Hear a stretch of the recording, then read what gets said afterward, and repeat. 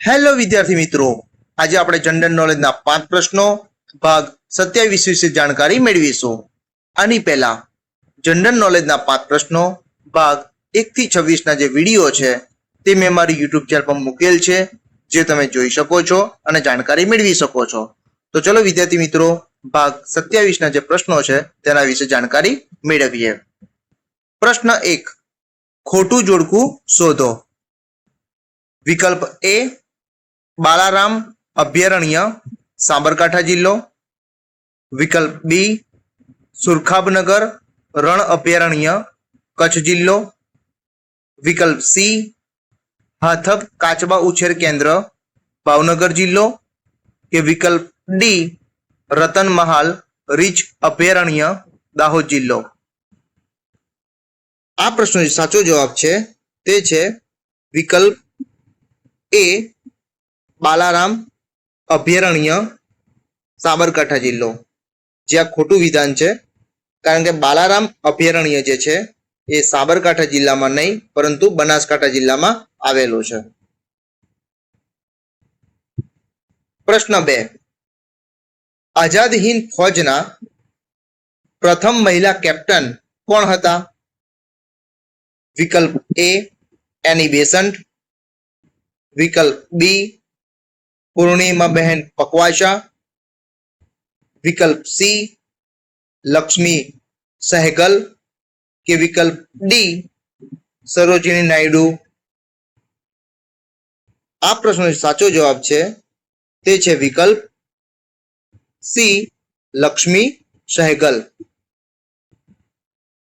પ્રશ્ન 3, બીજી પંચવર્ષીય યોજનાનો સમયગાળો કયો હતો? વિકલ્પ એ ઈસવીસન 1951 થી 1956. વિકલ્પ બી ઈસવીસન 1956 થી 1961.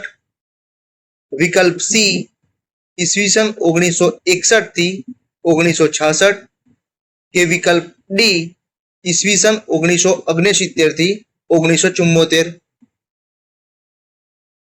આ પ્રશ્નનો સાચો જવાબ છે તે છે વિકલ્પ બી ઈસવીસન 1956 થી 1961 નો. પ્રશ્ન 4, સૂર્યમંડળનો સૌથી મોટો ગ્રહ કયો છે? વિકલ્પ એ મંગળ. વિકલ્પ બી શુક્ર. વિકલ્પ સી પૃથ્વી. કે વિકલ્પ ડી ગુરુ. આ પ્રશ્નનો સાચો જવાબ છે તે છે વિકલ્પ ડી ગુરુ ગ્રહ. પ્રશ્ન 5, ભારતના કયા રાજ્યમાં ચાનું સૌથી વધુ ઉત્પાદન થાય છે? વિકલ્પ એ હિમાચલ પ્રદેશ. વિકલ્પ બી આસામ. વિકલ્પ સી કર્ણાટક. કે વિકલ્પ ડી આંધ્રપ્રદેશ. આ પ્રશ્નનો સાચો જવાબ છે તે છે વિકલ્પ બી આસામ. વિદ્યાર્થી મિત્રો, આજે મેં તમને ભાગ 27 ના પ્રશ્નો વિશે જાણકારી આપી. આ પ્રશ્નો તમને તમારી આવનારી જે સ્પર્ધાત્મક પરીક્ષાઓ છે તેમાં તમને મદદરૂપ થશે એવી મને આશા છે.